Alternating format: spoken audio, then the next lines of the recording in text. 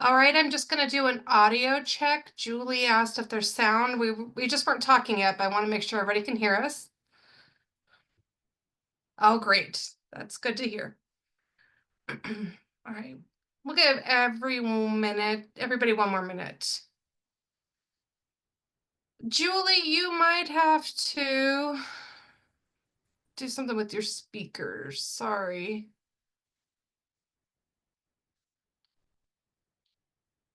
Oh, okay, great. I'm so glad you can hear us now. All right, we'll give everybody just one more minute. I still see our attendees numbers ticking up.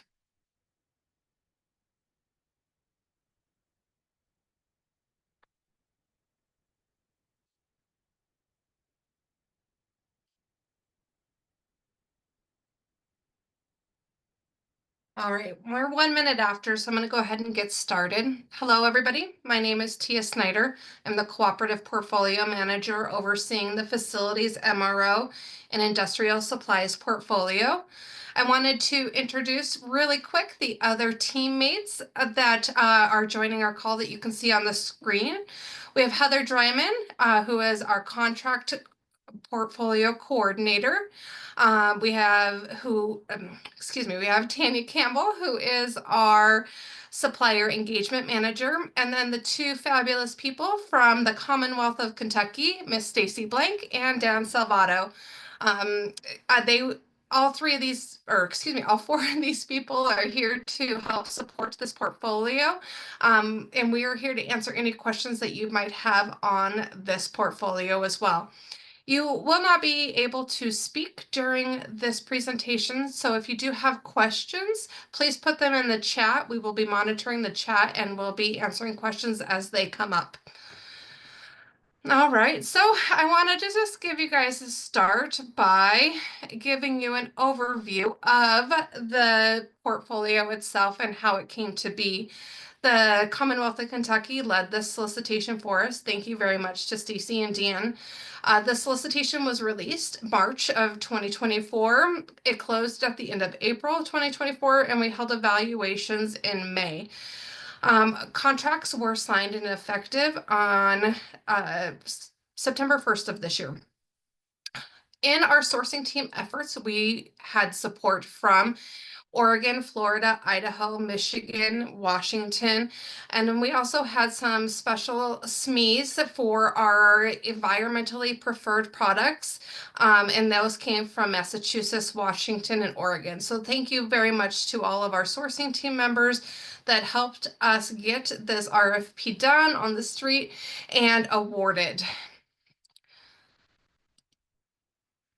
All right, so who was awarded? We had six companies six companies awarded from this RFP. Fastenal, Global Equipment, HD Supply, Lawson Products, and MSC and Granger.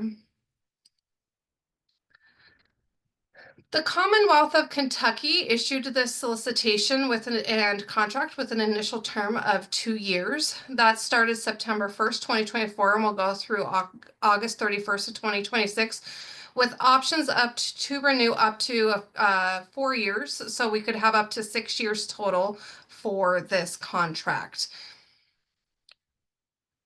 The pricing for this contract will remain unchanged for the entire term of the contract. The percentage off, it can be found in the master agreement per category per supplier. You can find that in Exhibit 1 of the master agreement. The categories that we solicited do appear here on your screen. We did have 14 different categories that were very specific: janitorial supplies, material handling, HVAC supplies, lighting requirements, as well as hand tools, power tools. Category 15 is the other category. We wanted to recognize that we might not know everything and have all of the products identified in the MRO world through our 14 categories. So category 15 is just kind of that catch-all category. where you have to relate the product to an MRO purchase. There are some exclusions that do apply, and I will go over the exclusions here in a couple of minutes. But the categories that you see really are to help focus down and to lump together like items. But that other category is available to you if you ever need any items that are sourced from a supplier that they might not have in their catalog and might not fit into one of the definitions of category 14. Or the 14 categories, excuse me. All right. So what are some of these, so who was awarded what? The companies that were awarded categories appear on the screen with their category listing.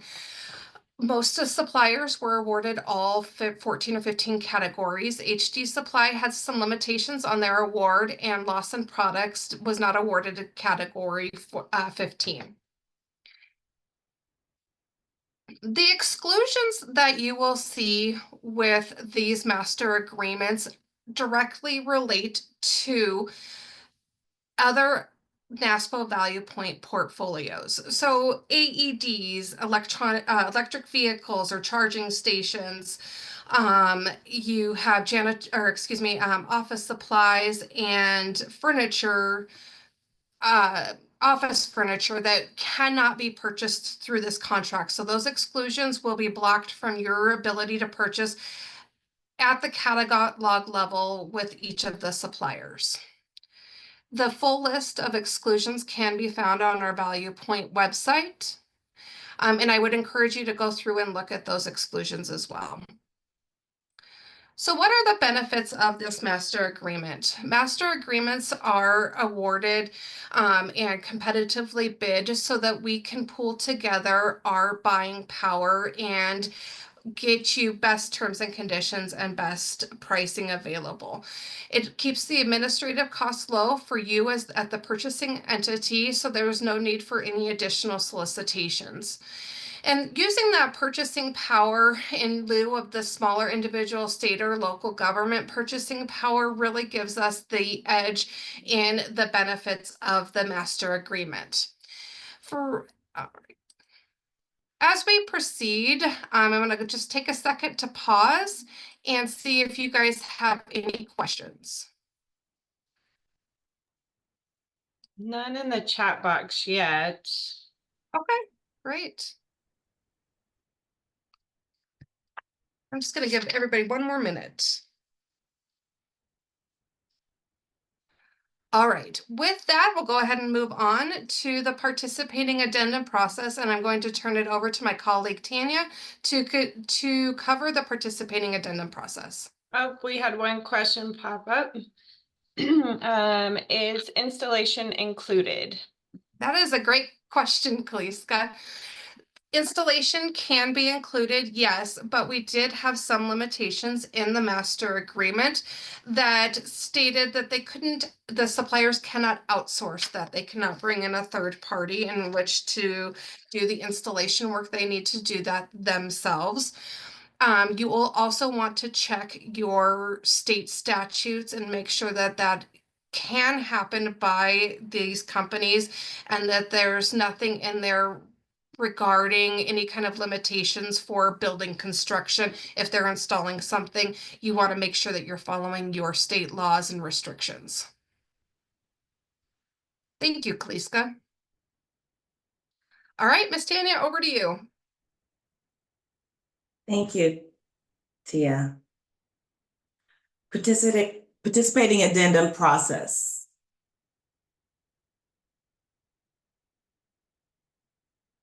I think you may have to click it for me. It's just going really slow, sorry. Okay.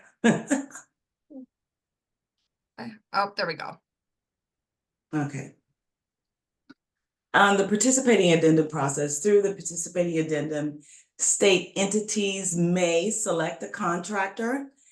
They may also include their own state administrative fees also include required terms and conditions as it relates to that contract, and identify options for states or their political subdivisions, and request state-specific reporting or any other requirements needed.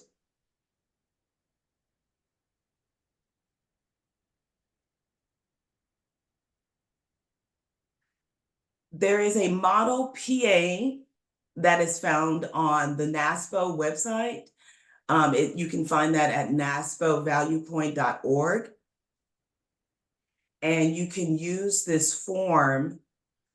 Both the states and the vendors we encourage them to use this form, but we also understand that there are some modifications that may apply.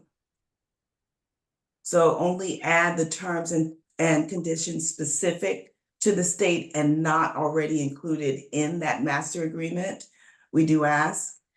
And if it's a different form, please ensure that all the terminology is correct. So we do understand that you may need your branding.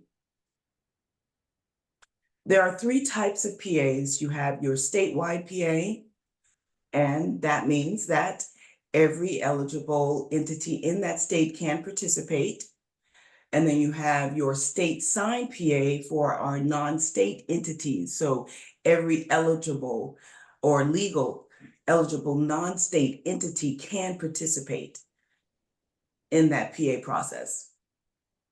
And then you also have your individual entity PA, which is adopted by the CPO's approval. So by working with NASPO, the CPO of that individual state may be able to approve that individual entity by signing that PA. So we understand that some entities may not be able to utilize and will have to go directly to that CPO.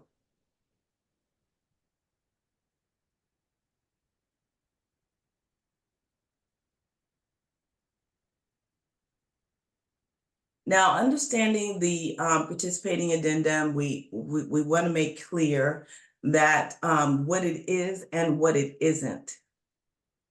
So for our states, it is an opportunity for you to incorporate your state-specific terms and conditions as needed. And it's also intended for the use of the master agreement for their state and their public entity use. And also, we also recognize that the participating addendum recognizes scope limitations, so it's not to expand the scope. Yes, we will be sharing, I'm sorry, I'm just looking at the question that just popped up. We will be sharing this slide deck with you. And also what the participating addendum is for the states is also to utilize the work and economics of the cooperative contract.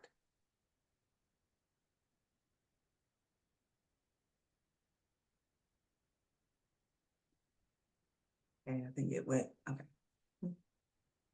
And so understanding what the PA, the participating addendum, is for our suppliers. So we do encourage them to understand that it is to engage with the states, to sell within the public entity within those states. It's also an opportunity to demonstrate their value of their master agreement that was awarded by that state. And it also demonstrates that the states are a best fit, that they are a best fit for the state's needs, and utilizing the work as well as the economics of the cooperative contract. Now, understanding what a PA is, what a PA is not. It is not an agreement between NASPO and the contractor. It is also not an agreement between NASPO and that purchasing entity. It is not a chance for states to expand their master agreement scopes. in the PA. And it's not a chance for states to materialize or redesign the master agreement. So we do stress that. The participating addendum, what it is, not a chance for those suppliers to negotiate additional terms and conditions. And when we say that, we see limitations and liability, freight cost. It's also not to negate the terms and the conditions that are already established in that master agreement. And we're talking about the warranties as well as the delivery. Also, the PA is not an opportunity to negotiate additional fees for that supplier to include fuel charges, consumables, or any additional shipping charges.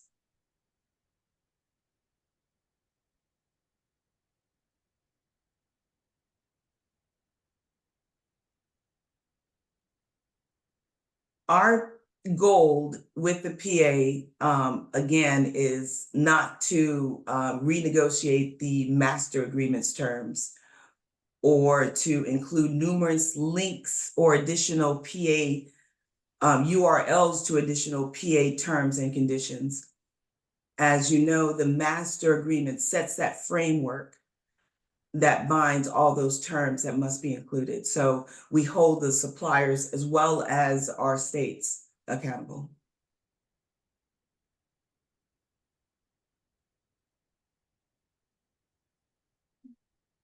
It's just taking a second. I don't know why it's, oh no, now it's not responding. Oh, here we That's go. okay. That's okay. So in the scope of it all, the PA negotiation dynamics is the states can choose which supplier they want to contract with. Again, we educate our suppliers that there is no flexibility at the state statute, so you cannot change that. There is consideration for clarification. So there may be clarification simply on the RFP or maybe the MA that there's some questions, maybe some confusions. So clarifications can be discussed during this time. And just like suppliers, states have legal and risk considerations that they need to consider. And then the negotiation begins. So all of this needs to happen in order to construct a well-balanced PA. And we understand that does take time. All right, so that covers our education around the participating addendum process. I'm going to turn it over to Heather to talk about the MRO website and the information you can find out on our website. Thanks, Tia. Hey, everybody. I'm Heather, a cooperative portfolio coordinator with NASPO, and I just have a couple slides for you guys to talk about the website and portfolio maps. So on the screen, you'll see the Value Point website for MRO. In the box in the center, there's the categories for the portfolio listed, as well as the contractor tab. And you'll also see over on the right-hand side, the lead state information, the contact information for Dan, who is on the call today, and then the term of the contract as well as the renewal limit. You'll also see the NASPO dedicated staff for this portfolio, and you can click into that and get their contact information as well, which is Tia and Tanya. And then the documents and details, that's where the RFP documents live. And then there's also the portfolio map under there, under portfolio information, as well as where Tia was just pointing on the screen. There's the tiniest map that ever existed up in the corner. But if you click into that, it will actually download a portfolio map, and I'll talk to you guys about that in just a second. There's also the participating addenda map go back 1 second. Oh, sorry. It's okay. So that's all the PAs that we have for this portfolio currently. It will, once you start sending in your PAs, it will highlight your state in dark blue, as you see on the screen. You can also click into those states to see if they're statewide or if it's local entities that have PAs. If you guys ever you see a discrepancy, you can reach out to us. Like if you guys have a PA that you don't see posted on the website, you can let us know and we'll get it posted for you as soon as possible. Additionally, under the contractor tab up at the top, if you click into that, we're not going to click into it today, but if you do, it takes you to the supplier landing page where you can find the contractor contact information, what categories they were awarded, their RFP response, and their model PA document, the one that Tanya was just speaking about, will be under that page as well. I think that's all on the Value Point website. If you're ever on the Value Point website and there's documents that you need to make a procurement decision and you don't see it on the website, you can always reach out to Dan and Tia to see if that's something we're able to share with you guys. And then for portfolio maps, this is a document. It's housed on the portfolio page where I just showed you. This is a document that I did not know existed when I worked for the state, and it would have helped me tremendously in my work for the state when making decisions about if a Value Point contract might be the best option for us. So what this document is, it's basically a tool that highlights the procurement process that we use, evaluation criteria, who the awarded contractors were, the scope of work, the benefits of the portfolio. It even lays out who is on the sourcing team and the dates of the posting for the RFP and things like that. So basically, it's all the information you can get from the solicitation documents, but it's condensed into a roughly 2-page document that's easily digestible, and we hope it makes your life easier when you're making your procurement decisions. Hey, Heather, we Yes. had a really good question come in on the chat, if you don't mind me reading it. I Oh, think this sure. might be a good time to answer it. Will the master agreement include any procedures to down select or have bake-off instructions so the selection process from any of the multiple suppliers is consistent with the rest of us? And of course, I only ask as my lawyers beat us up over such matters as competition and secondary competition. So we will not prescribe to the states on how they do their down select process. That is going to be something that you will need to decide internally with your state. There are some states that don't require it at all. There are some states that execute participating addendums with all of the master agreement holders. And then there are some that do a down select process as well. So it really is going to depend on your state and how your internal processes and procedures on how you select which contractors to enter into PAs with. All right, back to you. Oh, I think I was done. I think that Oh, really okay, covered great. everything. If anyone has any questions about what's on a portfolio map, you can always reach out to Tia or myself on that. But thank you. Yes. One thing I wanted to state, I forgot to mention it in my opening, was the shipping and the nationwide coverage. So all of the suppliers under this portfolio do have nationwide coverage. so that you don't have to worry about them being selective if they're going to work with your state or not. They should work with all of the states. And shipping. Shipping is FOB destination, so you shouldn't have any additional shipping charges unless those items are oversized or overweight. And then the suppliers are allowed to charge additional shipping charges to you for those items. However, on their ordering system, on their online catalogs, in your punch out, however you're ordering, it should be designated, it must be designated that there are additional shipping charges for that item and that they need to be transparent with you for that item before you actually make that purchase. So with that, I'm going to just pause and see if there are any additional questions. All right. Well, I wanted to provide you some contact information as we wrap up this webinar. The Kentucky team, Stacy and Dan, again, huge thanks to Kentucky for leading the solicitation and all of their hard work and efforts for this. Their information is available here for you. And then, as always, the NASPO team, the NASPO cooperative team, any of the cooperative portfolio managers are able to assist you. They might shuffle you back over to me, but in case I'm out, Heather is definitely up to speed on this portfolio, might be able to answer your questions. Lots of people here to help you through this. Yeah, we have Um, a couple oh, questions. All great. right, they're That's rolling great. I in. really am happy to see the questions come in. Okay, so the first question, just to confirm, all services provided under the contract must be in-house and not third party, correct?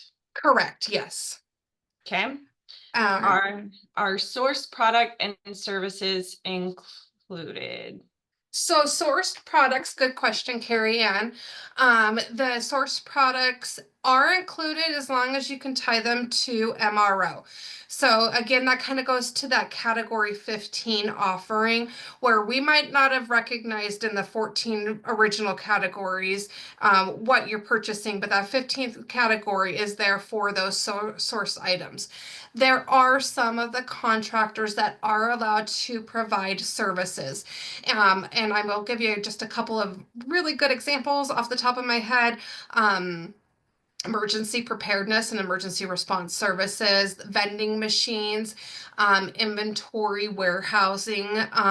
Those are all services that, yes, the contractors can provide as long as they proposed that in their RFP response. And all of the RFP responses are out on our website for you to look through. And then if there are additional terms and conditions that might apply to that, those should be recognized either in your original participating in addendum or an amendment to your participating addendum, because some of those will have additional terms and conditions. And those will need to be vetted at the state level. We did not vet them at the NASPO level. All right, next question. What language did Yep, go ahead, Tia. what language did you have that says oversized or overweight? So Julie, that information is in the master agreement under the shipping, and we intentionally left it vague because the oversized and overweight definition is different among all suppliers. But what we did ensure was that they had to note that in your ordering platform, so that you're aware when you order that product that it is oversized or overweight. Robert Gleason says, thanks, Kentucky. So just shout out to Kentucky. Did I get all of the questions answered? That's all I see. Oh, sorry, Julie, that it was vague.